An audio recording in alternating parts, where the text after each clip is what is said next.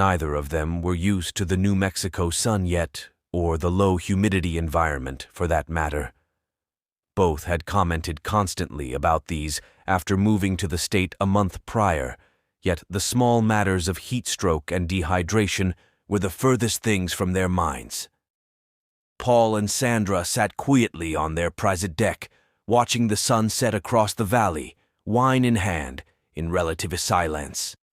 A small, chattering noise interrupted their peace, the sound of what was to be the last news broadcast of the millennium. He could still vaguely make out what was being said, but he paid it no mind. Ignorance, they say, is bliss. After relatively little discussion, they had agreed to stay home for the occasion, deciding that there could be no better place to wait.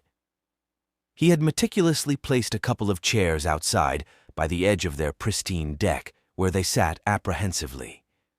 She caught his eye and gave him a small smile, gently wiping her right eye.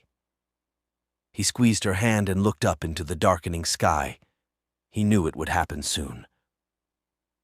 The valley was slowly swallowing the remnants of the smoldering sun as he rose from his chair, bent down, and picked her up. She didn't protest as he carried her back to the house and set her on the couch inside.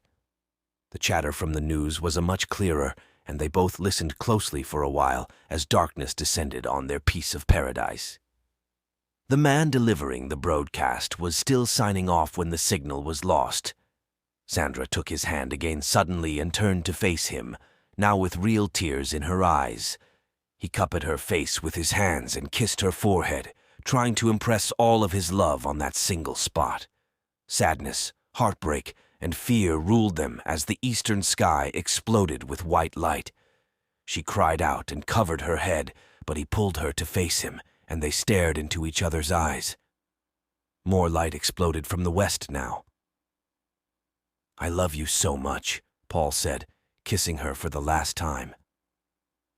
1,000 feet above them, a uranium atom split 1 billion times inside a bomb the size of a Greyhound bus. The exquisite deck was burnt to carbon in an instant as pure light vaporized its surface and set the house on fire. Less than a second later, Paul and Sandra's patch of paradise was melted into a mile-wide irradiated glass disk.